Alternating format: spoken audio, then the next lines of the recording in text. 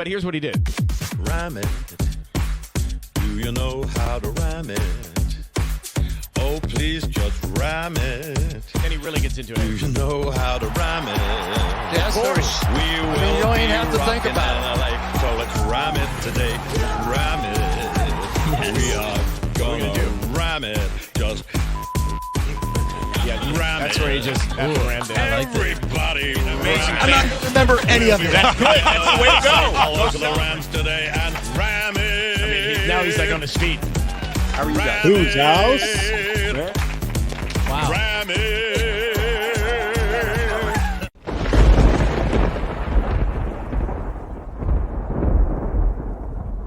What's up, everybody? Welcome back to another episode of Rams Brothers the Pod, and I'm your host, Dean, and I'm joined by the other host of this show and my brother, Nick. And Nick, Seahawks week.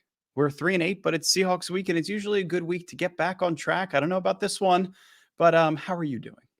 Well, after 2 winless Novembers, I'm happy to be in December.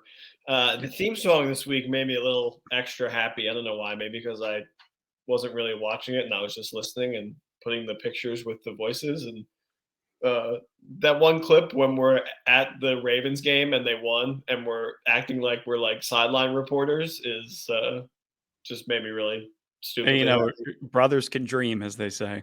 And that game just reminds me of Odell Beckham Jr. because he caught the touchdown and went around the edge and scored, made it 20-19. And that seemed like it was the beginning of, was probably the first game in December, the second game of December. So the losing streak was finally over with. That's I can't funny. believe back-to-back winless Novembers. Now that we're on to December, it feels like we could actually win a game. Yeah, I don't know what is weird about November, what curse that month has on our team. But that's funny that you said it reminds you of Odell, because to me it reminds me of Von Miller, because I remember with like 13 seconds left, he makes like a giant, huge sack. Tyler Huntley, yeah. Yeah, and does like a nice little like booty dance. I don't know if you remember that. I have to look up the date of that game. Rams Ravens. I want to say no, that was like late in December because that was after Christmas. So probably like December 20. It was actually January 2nd. Damn it. So it was we went all the way through December. So already first 2 minutes were huge X to start the episode. No, but now we got the Seahawks coming up, and it's not the Seahawks of old, right? It's not the Legion of Boom. It's not Russell Wilson, but there's a Geno Smith show going on in Seattle that's absolutely remarkable. We're going to get into some statistics on Geno and how improbable it is for him to have this type of season. And Pete Carroll and John Schneider and everything that they're doing to build the team, and then maybe some similarities that we see with the Rams' core and the old Seattle Seahawks core back in 2014 and 2015, the team that should have repeated and won the Super Bowl but lost due to a bad play call. So I think there's a lot of good stuff that we could talk about in this episode. And then obviously we'll get into Nick's picks, and we'll pick some winners. Maybe I'll even have a lock of the week that'll go through. Who knows? I hope you do. But I strongly doubt it, though. Before we get started, Dean, why don't you try the ad read today? Oh man, a lot of pressure on me in this episode. Okay, BetOnline. Basketball is back, and BetOnline remains your number one source for all sports betting needs this season. You'll always find the latest odds, team matchup info, players, news, games, trends, and everything at BetOnline. As your continued source for all sports wagering information, BetOnline features live betting, free contests, giveaways all season long. Always the fastest and easiest way to bet on all of your favorite sports and events, whether that's NFL, NBA, NHL, MMA, tennis, boxing, or even golf. Head to betonline.ag to join and receive your 50% welcome bonus with your first deposit. Make sure you use promo code BELIEVE, BLEAV, to receive your rewards. BetOnline, where the game begins. Believe promo code below if you're watching. I'm going to give you golf claps for that one because that was really well done. I think I actually messed up, but nobody will know because I got through it. You just push and you power through like the Rams are doing this season. Mm-hmm. Yeah. I'm pushing and powering through in the worst way possible with a preseason team. But, the schedule has 17 games and you got to play every single one. You sure do. You still have players like Bobby Wagner and Jalen Ramsey on the field. So at least there's some parity between Bobby Wagner playing the Seahawks again. I watched the press conference with Pete Carroll yesterday, and the first thing that he said was, yeah, we really miss Bobby. Like, we miss everything that he brought, everything that he brings to the table, all the game planning, the stuff that he did at the line of scrimmage, right? The way that he can handle a defense and call the defense specifically, all of his expertise, his 10 plus years as a Pro Bowler. It's impossible not to miss. But the Seahawks right now are on a little bit of a, what do you want to call it, Nick? You want to call it a tizzy? A little bit of a free fall? It seemed like they cemented a spot in the playoffs A couple of weeks ago, yeah. All of a sudden, these kooky, crazy Commanders have seemed to be the new darlings of the wild card spot. And yeah, a tizzy is a good word.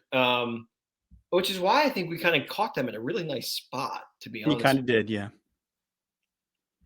Yeah, a game where I wish that they had Aaron Donald, right? Just having a pass rush, having Ashawn Robinson, having Justin Hollins, even though he's not on the team anymore, right? Having players that you feel like can bring you depth in terms of rushing the passer and getting to Geno and getting him off of his spot and getting that completion percentage down, right? I mean, he's been so good this year. It's been really weird to watch. Mm-hmm. Even in some of their more spectacular losses, Geno has still played pretty remarkable. Like last week, I mean, they should be able to end that game and not let Vegas climb back in. But, lo and behold, Josh Jacobs runs for like a franchise record amount, which is just evil.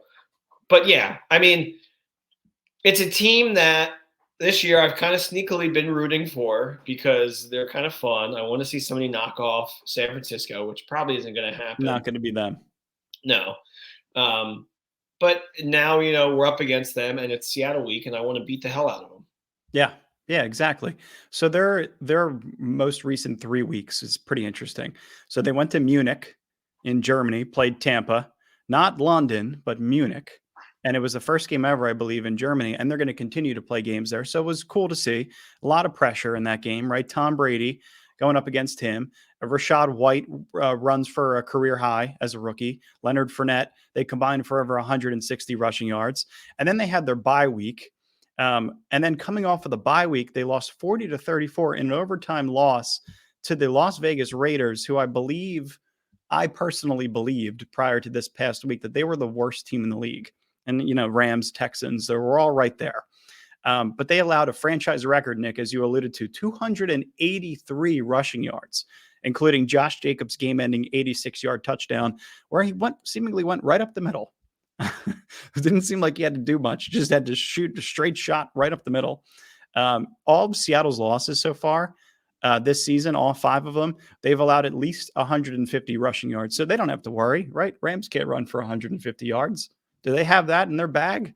I totally doubt it. I don't know. Allowed, maybe they did with Bryce Perkins. Maybe if he sneaks out, that's 65 or 70 yards. Yeah, you read my mind. This is a good team to have Bryce Perkins as your starting quarterback because there were a lot of really good design runs for him last week. Yeah. So I think they're, and we're at home, so I feel kind of good. Or a mess around. You're going to talk me into this win. Mm-hmm. Which hasn't happened. We've been doing this for how long? I've never talked you into a win. No, I mean, just particularly you haven't carved out something that I could remember that has specifically convinced me. I'm sure you have at some point, but I mean, that's kind of our thing is I try to convince you that they're capable of winning the game throughout the episode. I remember one. Okay, let's hear it.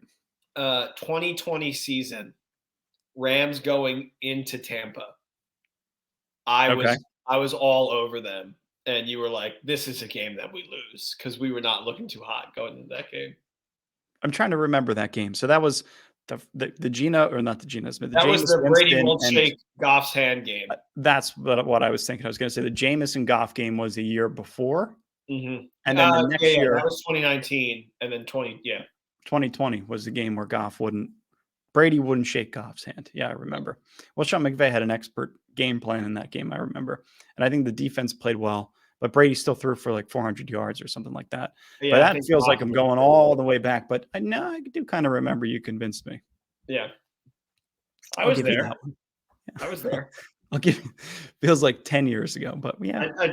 I don't know why, but like the gap between the 2019 and 2020 season felt probably because of the pandemic. The pandemic. It felt like 7 years have passed in between those two. Yeah, it did. Well, because there It's was like new eras. well, the stadium opens up and there's so much anticipation with the uniforms and the logo, and then Stafford coming in the year after. So that 2021 season last year was really the first taste that fans got to the stadium. So that 2019 year was kind of a transition year. Last year in the Coliseum, remember the last game? I think it was the game they played against the Ravens, where they lost 46-9, and it was the game where they could have potentially won and gotten into the playoffs. Remember they wore the mustard jerseys? Yeah. And they got their ass kicked. And that was, I believe, the last game in the Coliseum because they were giving away towels and everything. And I think somebody sent us one. I think it was our great pal Eric of the pod who sent us a towel. Yeah, I have it somewhere. I definitely have it somewhere. But this Seattle team, I think this year is really interesting, right? I mean, the whole NFC, so they're 6-5 on the year. They just lost ownership to first place in the NFC West, which Nick, we just talked about. But that's just over the last 2 weeks, right? When you give up 40 points at home after a bye week, I think that's pretty sobering. And Jordan Brooks from Seattle was just talking about how their mentality and how they were supposed to win this game against the Raiders, which is the kind of mentality that you have going into a game against the Rams, who are completely depleted. And then in the final seconds, you can get your ass kicked or the game flipped on your head. So how about this, Nick? Fun stat. The NFC West, outside of the 49ers, are 0-9 in their last 9 games, inclusive of Arizona, Seattle, and then us losing 5 in a row. That's just goes to show the turnaround in this league and why it's so amazing, because that was the division you didn't want to face. Like, as long as we don't see the NFC West, every single one of those teams is a contender. And now, just like the Niners, I mean, I think they're really beatable. They have a great defense, but you can scheme up against them. We almost beat them this year twice. So I don't know. It's remarkable how it can change so fast. Well, look at the NFC East as an example, right? They've taken over the number 1 spot as best division in the league. And it's, every single team, if the season ended right now, would all be in the playoffs. Yeah. I mean, that's not going to happen. I think the Commanders probably fall off at some point, but still, yeah, I 100% agree. Yeah, it's strange, right? I mean, like there's the conference, not the conference specifically. I guess you could argue the conference is fairly weak too, right? It's not as outside of the Eagles and the Vikings, right? I think there's a pretty severe drop off, and you got the Niners. It's tough. I think Arizona is all the way. Arizona is not even in contention, right? It's Seattle. I think has the 6th seed or the 7th seed right now. Well, Seattle's out. Oh, right. The Commanders have their spot. Cowboys, Giants, Commanders right now. Yeah. Cowboys, Giants, Commanders are the 3 wildcard teams we just and talked then about. Atlanta's in the hunt. Technically, the Lions are still kind of in it, and Tampa. Okay. Yeah, Tampa's the division leader right now, though, right? Oh, yeah. Sorry, Atlanta. Atlanta, right? Okay, gotcha. So Seattle's offense too, I think, is also really interesting, right? Because it's Shane Waldron is their offensive coordinator, previously with the Rams, and Austin Blythe is their center. And they got a ton of skill position players, right? So you could imagine that they're going to do a lot of the same things offensively that made Sean McVay and the Rams juggernaut over the past 5 or 6 years, right? You get Geno under center, you get him in play action, you move him on the boot, you get him short completions, you get him in rhythm, kind of like the Jared Goff mentality, right? Where it's like his average target distance isn't going to be all that far, right? Because he still kind of somewhat has the mentality of a backup where you're trying not to make mistakes, but he also then does push the ball down the field when plays are, have a chance to develop and the offensive line is able to hold the pass rush. So, I mean, I think that the offense is definitely moving in the right direction. And it's specific to the fact that they have so many decent skill players on this offense in general. So Tyler Lockett, DK Metcalf, you got Goodwin and Disley, and then Kenneth Walker, who, is as good of a rookie running back as you can get in this day and age right now. So I think that the Geno Smith show, outside of all of these other moving pieces, is the most fascinating piece, Nick. And it's against the Raiders. He threw for 328 yards on 27 completions with a touchdown and a pick. He's right now leading the league in completion percentage. And if this stat's so ridiculous, I just had to laugh. If the season ends today, he'd be number 3 all time in completion percentage for a quarterback in a single season. Drew Brees 1, Drew Brees 2, I think it was like 2009, and then 2011. And then Geno Smith 2022 would be 3rd all time in completion percentage. One thing I like about Seattle in this matchup is they ask Geno to throw the ball a lot, and they give him like they have a lot of trust in him. Like it's like, here, you have the keys. You got DK Metcalf. Like you got these guys. Like take some shots downfield. And the key to beat the Rams is to just get to the end zone small and then just kind of punch it in somehow. Mm-hmm. And with Aaron Donald, it's going to be a lot easier to punch it in. But tempting Ramsey, this could be a chance with most of the stars out for him to have like a huge game. So I think we're kind of, I feel pretty solid about this offense versus our defense, especially because last week it felt like our defense kind of stepped it up. But yeah, I mean, they have a lot of creative and fun things on offense. They have like really like cool bootlegs, and they get Geno kind of active, and he can pick up a couple on his feet. Yep. And watching DK Metcalf is always, kind of electric when you let him. I swear to God, Geno has been the best in finding the pockets of his receivers this season. Every time they're on red zone, it feels like they're in triple coverage. The ball goes through the hand of a defender, and Geno or DK like in stride catches the ball like a perfect throw. So that's going to run out, and I think this is this could be the game where it happens. I don't know if it does run out.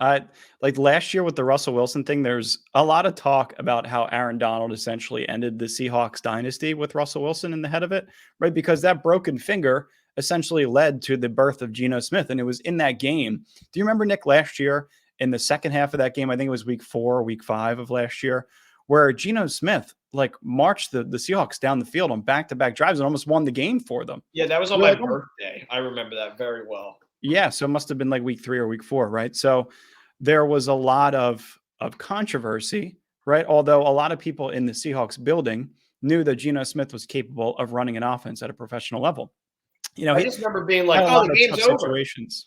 Like, "Oh, game's done." Like, like my bet has cashed. The Rams have won. We're moving on. And then Geno comes in. And it's putting I don't think that it's the right situation to just figure that he's going to make the game-ending mistake. Our quarterback threw 2 interceptions with 6 minutes left and 5 minutes left in the last game I watched with him. So I would still rather trust Geno Smith in this situation. I got one more insane Geno Smith stat for you. Ready for it?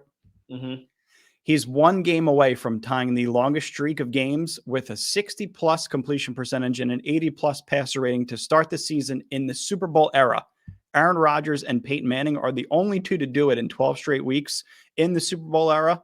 Both of those guys went on to have MVP seasons.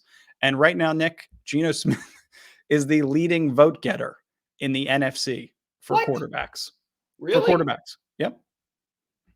How do you have that information? Listen, I do my homework. Trying to put on a good show for the people. I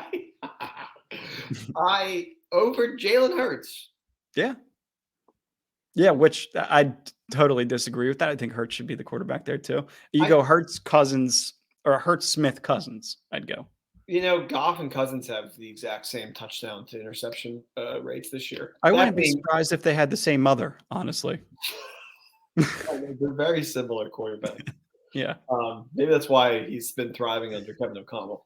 But I mean, I guess the Geno thing makes sense when you realize that more than anything else, the MVP race is it's a story. It's a narrative. It's a fun thing to push. Sure. He's not going to win it though. Cause you look at the remaining schedule and they have San Francisco again and they have some other matchups. I mean, I think this Rams matchup isn't going to be as easy No. as they think it is. I think we're going to be able to put up a lot more points now that we got Perkins kind of a little more comfortable. But yeah, he's not going to win MVP. The stats you have shown me today have made me feel less comfortable going into Sunday, but I still feel like the Rams can sneak one out. They're still coming off of a really weird stretch, and the Raiders, outside of I think it was maybe one touchdown or two touchdowns that Kenneth Walker had scored in this game, he really was limited, right? I think he only had 1.7 yards per carry. He's having a really great rookie season. He was tackled in the backfield or went backwards on 43% of his carries against the Raiders, and the league average is only closer to 17.4%. So it's kind of like the opposite of the Marshall Faulk mentality, where he used to talk about getting back to the line of scrimmage at the very least. Like if a play is completely broken down, instead of taking a 2 or 3 yard loss to get yourself in a worse down and distance, you get back to the line of scrimmage, try to get 1 or 2 to keep your offense in a better position. Kenneth Walker, who I invested a lot in fantasy, made a big trade week 7, and it's and I pull these stats and I'm like, this would only happen to me in a fantasy world. But another thing that goes against their offense too, there's obviously Kenneth Walker, who's a big piece of their offense. If you can't be one dimensional, you get Geno to be one dimensional. And this right here is what happens. On the 6 failed third down attempts, Seattle had at least 5 yards to gain. Right. So when you can't run the ball, you have at least 5 yards to gain in those situations. You're in a 3rd and long. And I think they only went 3 of 9 in third downs in this game against the Raiders. So in other words, if they have trouble throwing and catching in situations where the defense knows that they're going to be going to Lockett or they're going to be going to Metcalf or Disley in a 3rd and long situation, if they're studying and doing their homework, you're right, Nick. It should lead to a big game by Jalen Ramsey. It should lead to a big game by Bobby Wagner potentially. And I think there's some things offensively where the Seahawks, like specifically to their offensive line, they're not tough up front. I think it's going to kind of offset because we're missing so many players on our defensive line. And then if they have trouble running the ball, the game is relying on Geno Smith. So there's a couple of things that I think that there are weaknesses that you can kind of harp on. I think the Rams are gonna say make Geno Smith beat us, and lo and behold, he might. But still, I like to think when Aaron Donald goes down, people on the defensive line can say, okay, let's play for him. Let's pick up his slack. It's going to make the job harder for every single one of them because now nobody needs to be double teamed. So it's true. You talk about having no pass rush. Yeah. I mean, that's really what it bottles down to. This is just the season from hell, really, because you have all these great players and they just keep going down. So it's certainly a season from hell.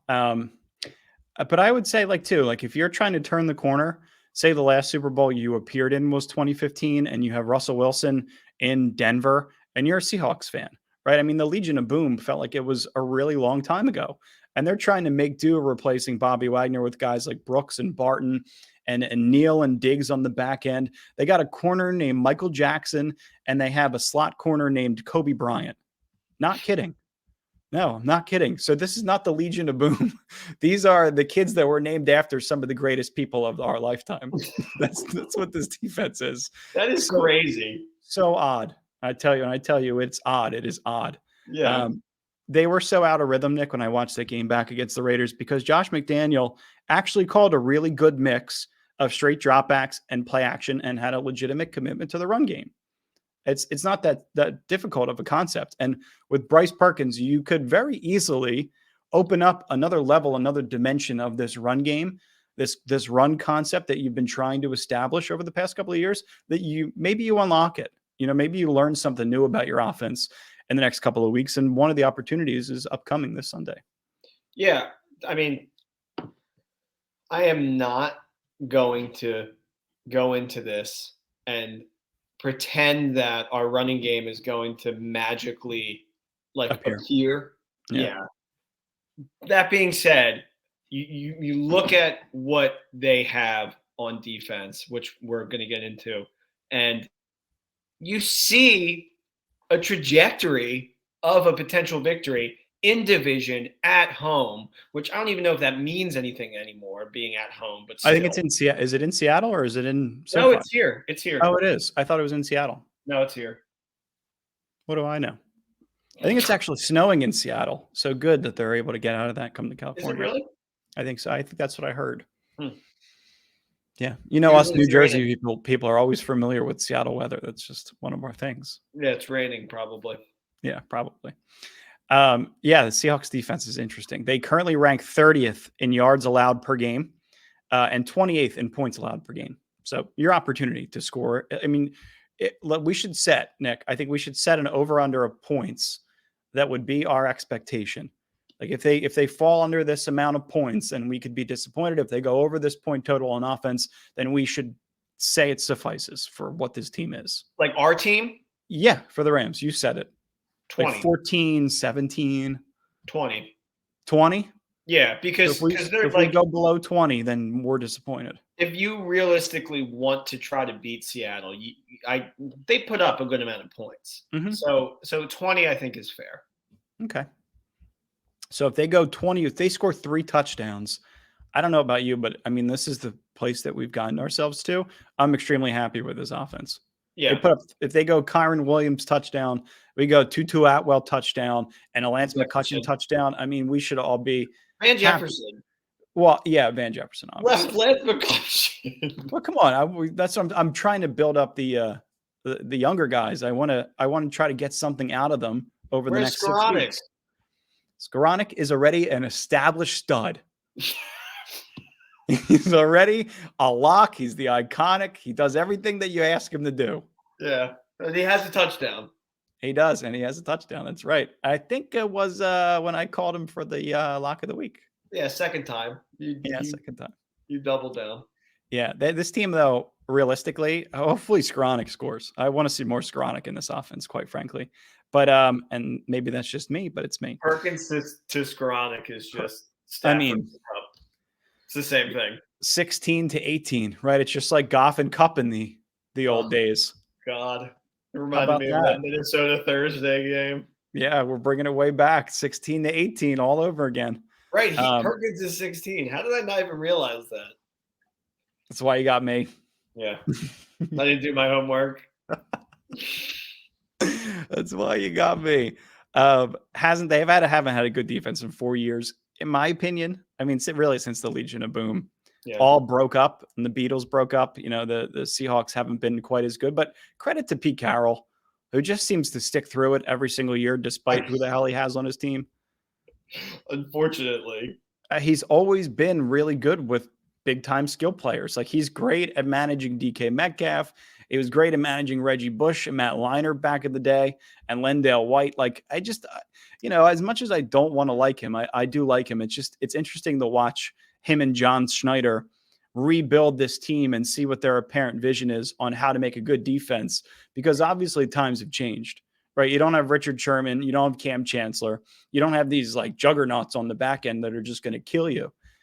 So it's a different defensive philosophy. And then also like players like Uchenna Nwasu, like he's a player who's been relevant as a free agent signing for them this entire year as an edge rusher, but he's gone really quiet.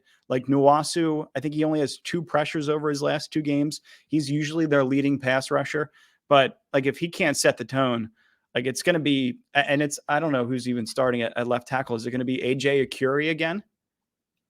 Unless Ty Nsekhe can come back and play, right? So, you're going against a 4th string left tackle, maybe a 3rd string left tackle. He should be able to get his. And then there's guys like Boy Mafi and Darryl Taylor. They should be able to get some reps on the defensive line if it's more of a lopsided score. But anything that's like, you're going to want to see some of like Seattle's, if you're a Seahawks fan, you're going to want to see some of those young pass rushers be able to get to Bryce Perkins. Bryce Perkins is probably going to escape it, but you could think, that's probably a good sign for the future of this team. I think I saw a stat where Seattle's entire rookie class has played the most snaps out of any rookie class in the entire league right now. Yeah. So, really good job by them to draft players. And it seems like they have enough to maybe get into the playoffs. But if, the Rams can knock them off here, it'll certainly set them back. Yeah. And you're right about Pete Carroll. You got to give credit where credit is due. Yeah. Maybe because I was a big hater, even though he's also a USC guy.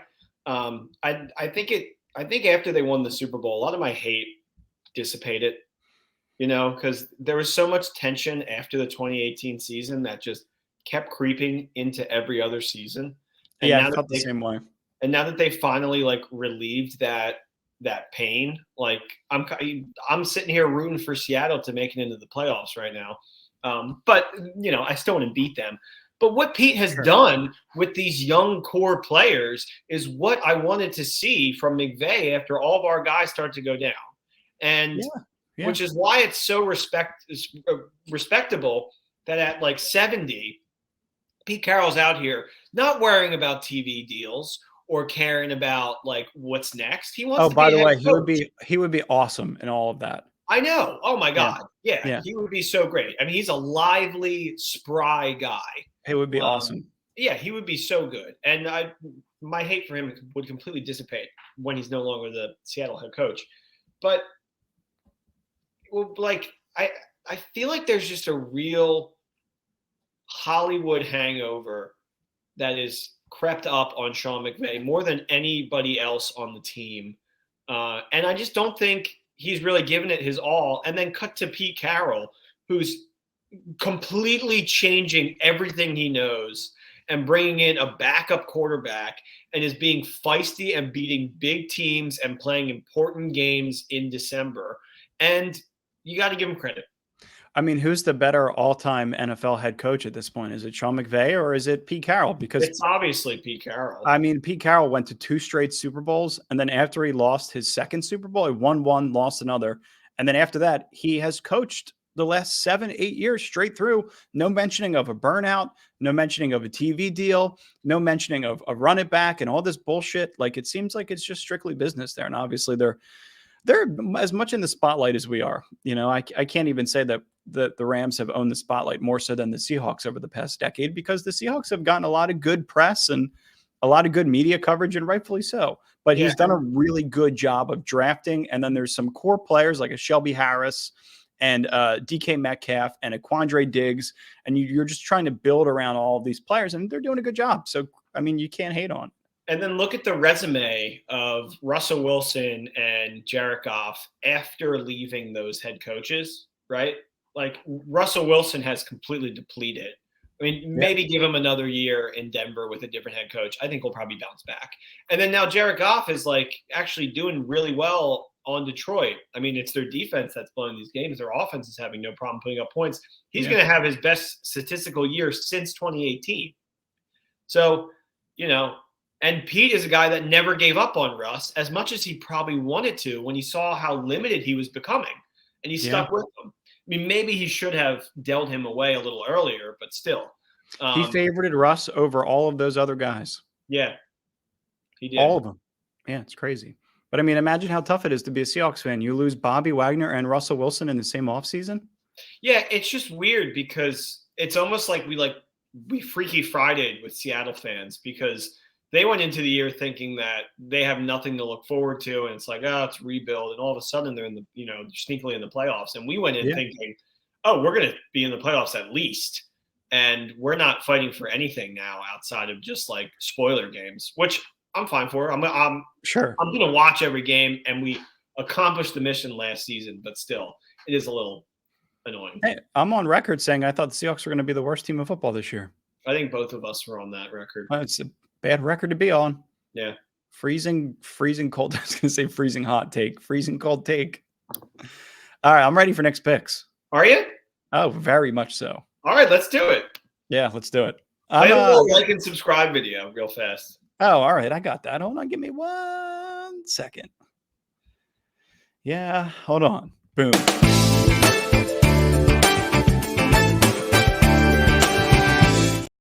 If you've made it this far, make sure to like and subscribe to the Rams Brothers. We'll be putting out a ton of content. We're going to be doing episodes twice a week, Nick's picks, shorts, YouTube reels, everything, whatever. I'm confusing the terminology, but everything. It's all coming at you. Hopefully upgrading everything in the near future. Subscribing is a great way to support us, more so probably than anything else. Twitter and subscribing on here and liking and sharing. So Appreciate all of it, guys. Thank you so much. Hey, we love you guys. We don't say it enough. Hold on. I have something special for you guys. Oh, my God. Hold on. It's almost ready. What is it? Nothing that crazy, but just an appreciation here at the bottom of the screen. Wow. If you're watching, if you're not watching, Dean wrote, "We love you guys," and it showed up on the screen. We don't really, but yeah. Yeah. No, we do. We do. Oh, yeah. Sorry. Yeah. We do. Knicks picks. I'm ready for them. Welcome to the best gambling advice you'll ever hear. Knicks picks. Every year we have at least one perfect week, and when you look at that, 4-0 last week, 3-0 in Thanksgiving games, and then boom, primetime Steelers easily take care of the Colts, undefeated. I'm happy. Thank you. I'm happy to feed all of your families this Thanksgiving. Can't help but feel good about that one, Dean. We have a good theme song this week. Nobody got fired. It's not Christmas themed yet, but those are coming. Don't worry. Dean, why don't you pour a little sweet nectar into the ears of our listeners? Okay. Producer? Start it up. Now. Let's hear it.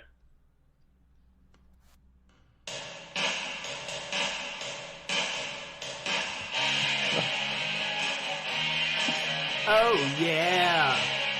Miley Cyrus? The casino's out front. Oh, Dean's locks, we are gonna fade. Being Nicky can be kind of fun. Yeah, 'cause I'm the one who wins all his bets. Who would have thought that a guy like me would struggle with a gambling addiction? You get the best of both bets. Just fade Dean's locks, then run with Nick's picks. You get the best of both bets. Can't believe I agreed to make a new theme song each week.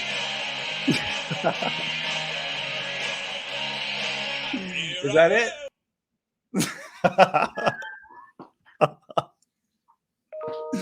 Oh, you got me again. It's a sunny day.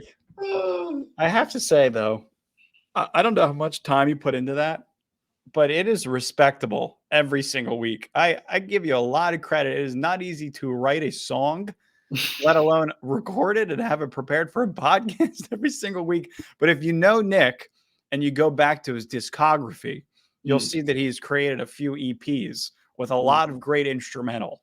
So that's just who he is. Yeah.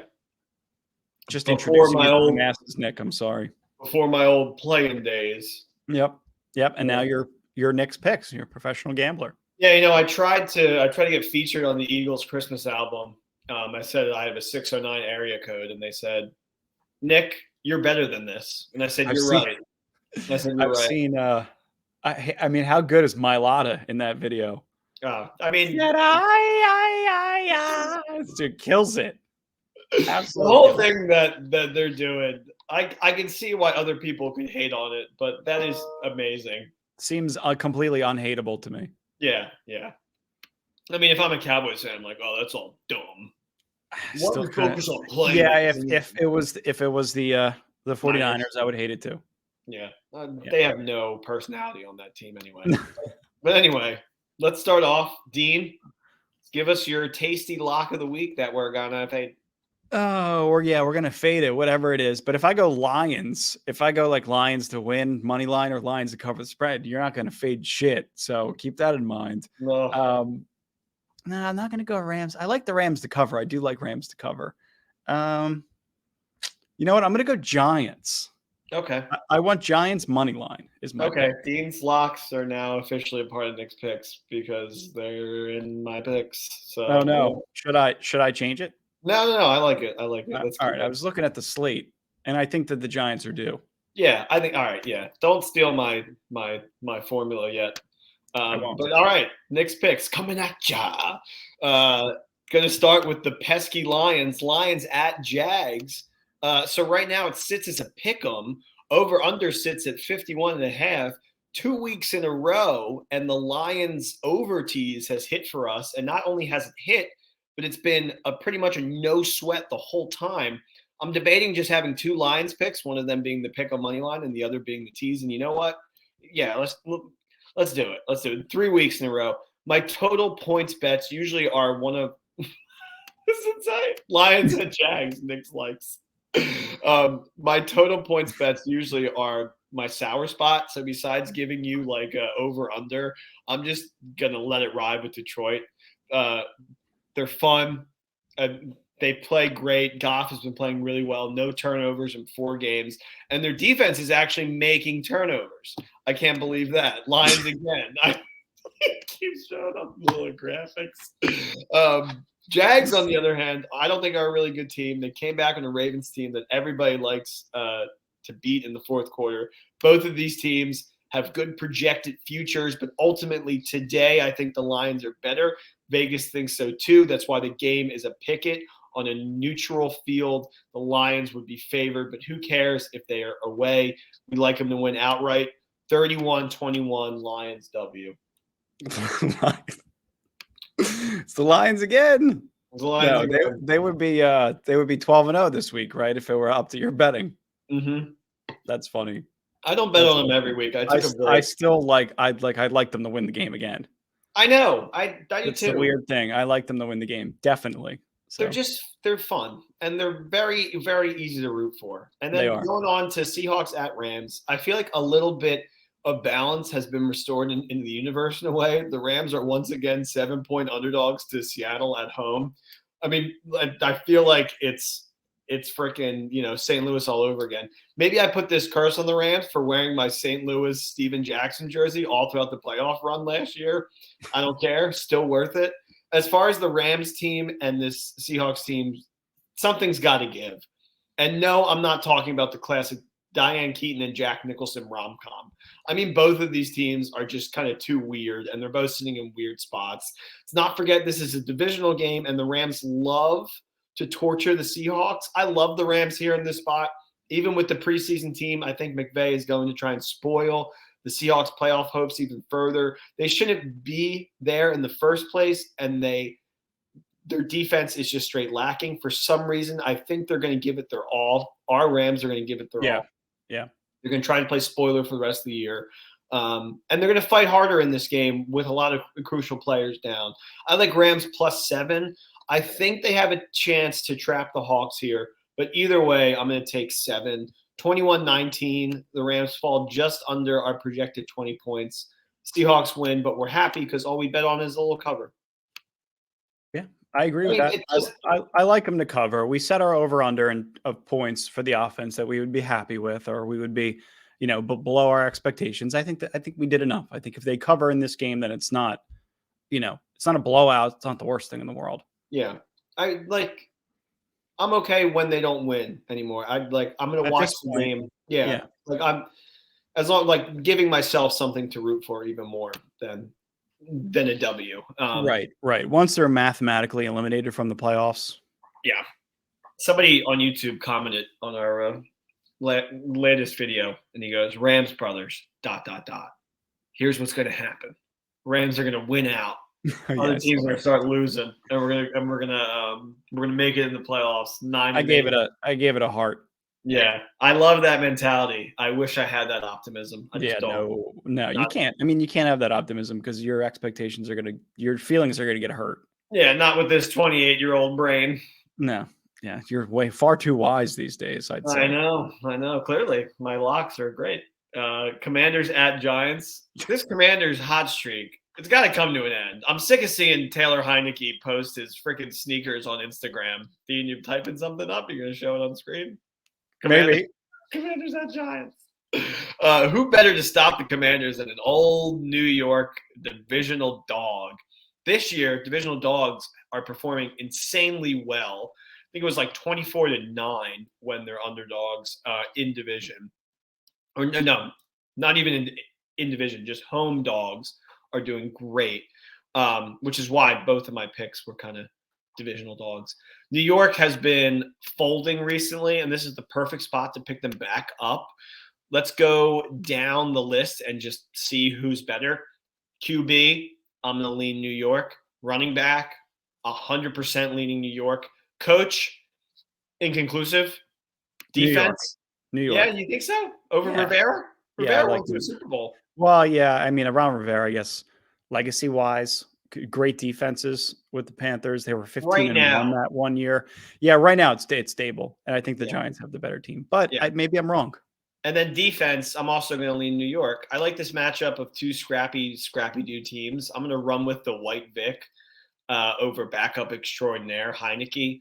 17-19, Giants pulled out. We're just going to go money line. They're plus 2.5 right now. I don't care. I'm going to take a money line. Also, they play the Commanders again next week, which is crazy. They back-to-back games against the Commanders. Is there a bye in between them? Maybe there's a bye. But whoever wins this game, I'm going to take the other team next time they play because I feel like they're going to split.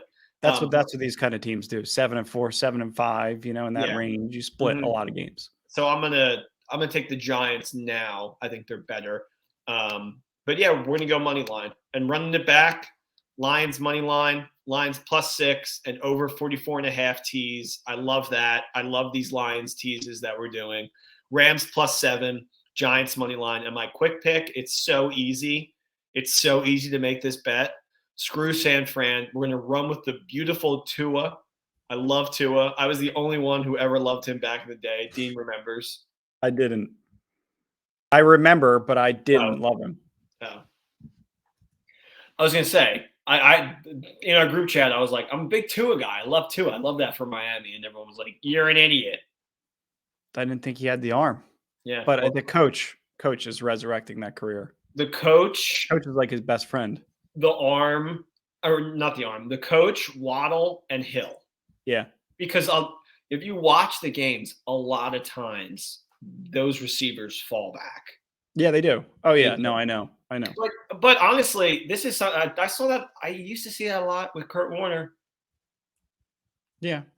In the Super Bowl. Yeah, when the receivers have that much speed and plays develop down the field that quickly, you're gonna make some underthrows. Yeah. Yeah. I just don't think he has the arm strength of even, players that we've watched in recent Rams history. You think he's got better arm strength than Jarrett or No. Sam Bradford? On par with Sam. Yeah. That sounds right. Although Sam had a sneaky good arm, but Tua can too. It's like he just has to. It's almost like he has to get the spiral just right, or the wind has to be blowing in the right direction, or something.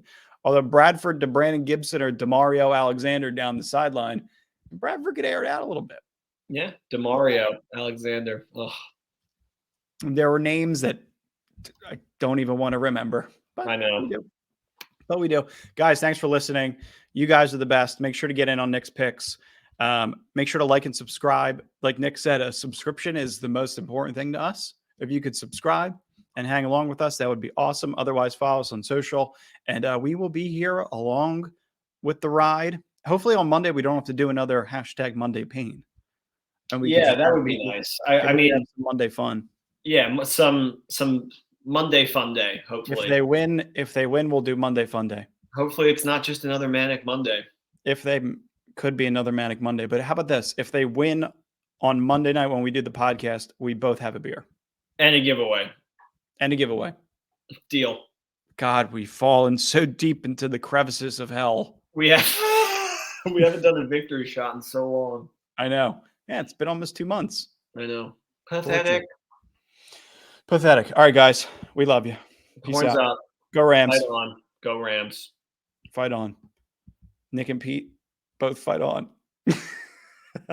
Did you know I was going to say that?